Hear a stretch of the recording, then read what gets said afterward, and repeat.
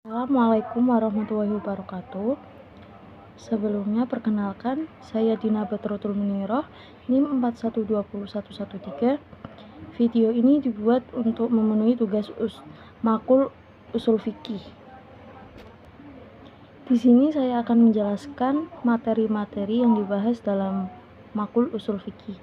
Materi yang pertama tentang Al-Quran dan Sunnah sebagai sumber dan dalil hukum.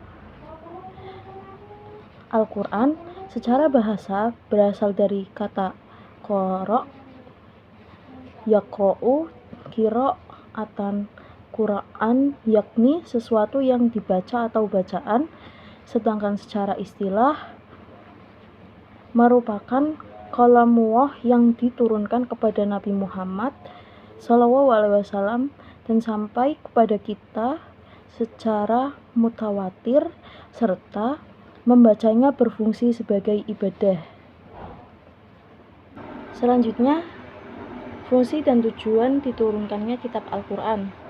Fungsi dan tujuan diturunkannya kitab Al-Quran ini ada 11. Yang pertama sebagai petunjuk kehidupan, yang kedua sebagai rahmat dari Allah, yang ketiga sebagai furqan yaitu pembeda antara baik dan buruk, yang keempat sebagai mau'izah atau pengajaran atau bimbingan umat dalam kehidupan untuk mendapatkan kebahagiaan kehidupan di dunia maupun di akhirat, dan yang kelima sebagai tibaiyah atau mubin, yang berarti penjelasan yang menjelaskan segala sesuatu yang disampaikan oleh Allah, dan yang ketujuh sebagai mushadik atau pembenaran terhadap sunnah atau hadis, menepati posisi penting dalam Islam, yakni sebagai sumber hukum kedua setelah Al-Quran.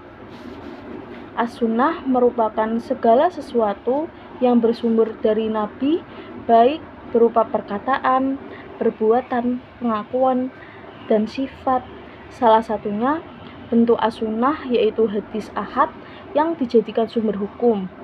Adapun macam-macam sunnah ada 3. Yang pertama sunnah qauliyah, yang kedua sunnah fi'iliyah, dan yang ketiga sunnah. Materi selanjutnya membahas tentang mengenal usul fikih. Usul fikih ialah ilmu yang menggali teori-teori hukum yang digali dari dalil-dalil yang terperinci. Secara sederhananya, ilmu ini mengkasih dalil-dalil atau kaidah-kaidah umum yang diambil dari Al-Quran dan As-Sunnah yang mengarah ke sebuah hukum umum. Pentingnya mempelajari ilmu ini karena ilmu ini membahas asal-usul sebuah hukum. Di dalam usul fikih, kita akan belajar bagaimana cara berinteraksi dengan Al-Quran dan As-Sunnah sebagai dalil utama dalam Islam. Mempelajari ilmu usul fikih berarti mempelajari kaidah-kaidah dan berbagai teori yang sangat kompleks dalam menggali sebuah hukum. Adapun kegunaan mempelajari ilmu usul fikih. Yang pertama, ilmu usul fikih berfungsi sebagai sebuah metodologi dalam rangka memahami Al-Quran dan As-Sunnah. Yang kedua, ilmu usul fikih juga berfungsi untuk meluruskan kekeliruan dalam memaparkan sebuah argumentasi. Adapun manfaat mempelajari usul fikih. Yang pertama, dapat mengerti hukum Allah. Yang kedua, dapat meningkatkan level diri pada ittiba. Materi selanjutnya tentang hukum syara atau taklifi dan wadi. Hukum syara menurut ahli usul fikih yaitu kitab atau titah Allah yang menyangkut tindak tanduk mu'alaf dalam berbentuk tuntutan, pilihan berbuat atau tidak, atau dalam berbentuk ketentuan. Pembagian hukum syara itu ada 2. Yang pertama, titah Allah yang berbentuk tuntutan atau pilihan yang disebut hukum taklifi. Yang kedua ada titah Allah yang berbentuk wadhi yang berbentuk ketentuan yang ditetapkan oleh Allah yang tidak langsung mengatur perbuatan muhalaf. Adapun konsep taklifi dan pembagiannya. Konsep taklifi dan pembagiannya ada 5. Yang pertama wajib, yang kedua madhub, yang ketiga haram, yang keempat makruh, dan yang kelima mubah.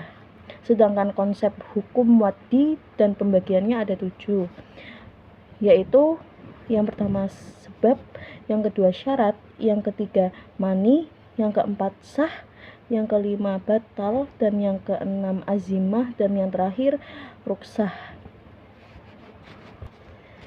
Materi selanjutnya yaitu kias sebagai dalil hukum atau mengukur.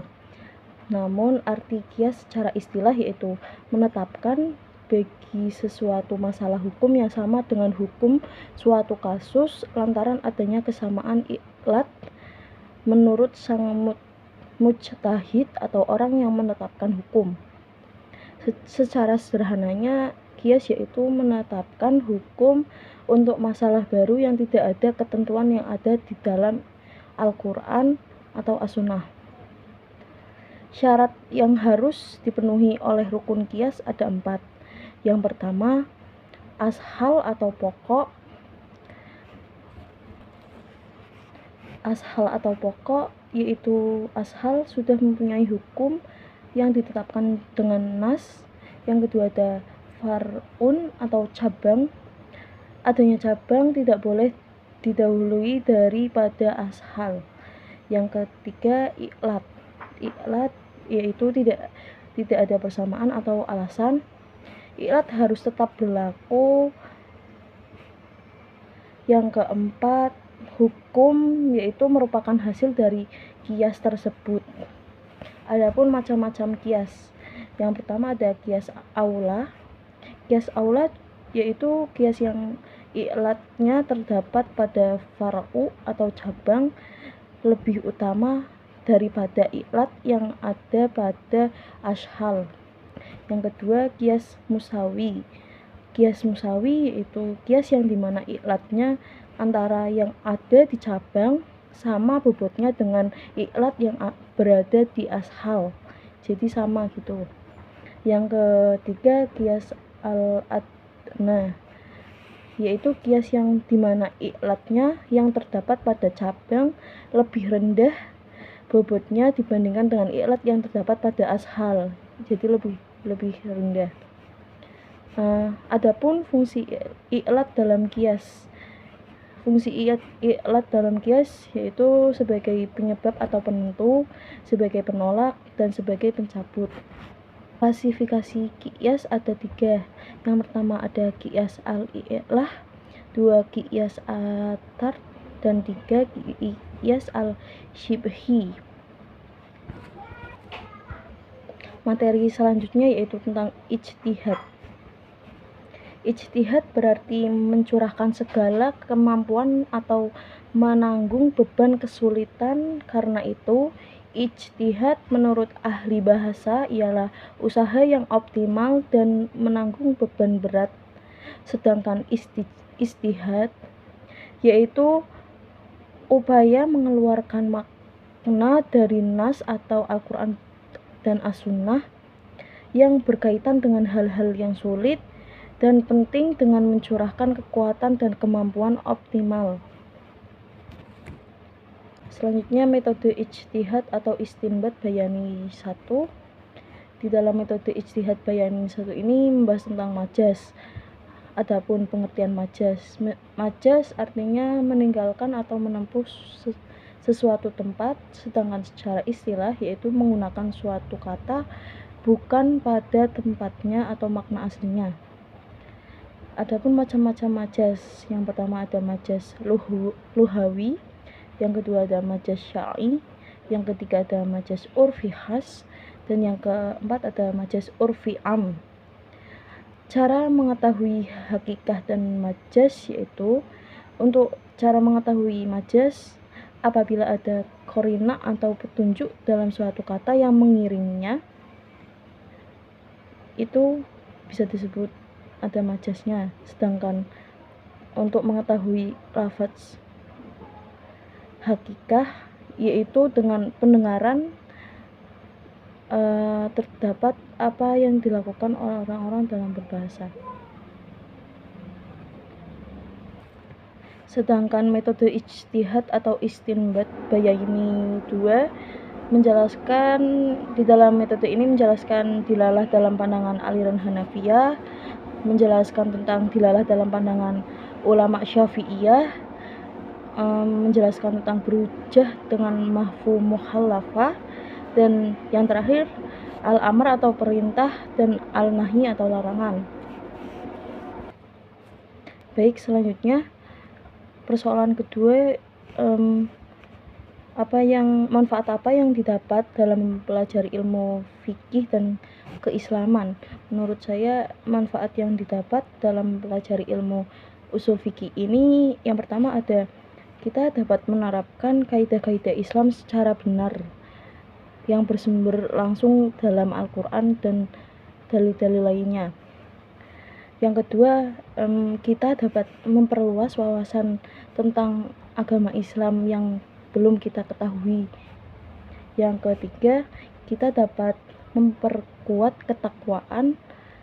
Dan yang keempat, kita dapat mengaplikasikan hukum sesuai syariat agama Islam yang benar dan baik. Yang terakhir, kita dapat meningkatkan keimanan yang kita punya. Selanjutnya, hal-hal yang didapat dalam mempelajari ilmu keislaman ini, menurut saya hal-hal yang didapat yaitu kita dapat mengetahui dan mengerti hal-hal tentang ilmu usul fikih dan ilmu keislaman yang sangat berarti bagi kehidupan kita di dunia maupun di akhirat apabila diterapkan di dalam kehidupan sehari-hari kita. Terima kasih sebelumnya. Mohon maaf apabila ada salah-salah kata, baik yang disengaja maupun tidak. Wabillahi taufik wal hidayah. Wassalamualaikum warahmatullahi wabarakatuh.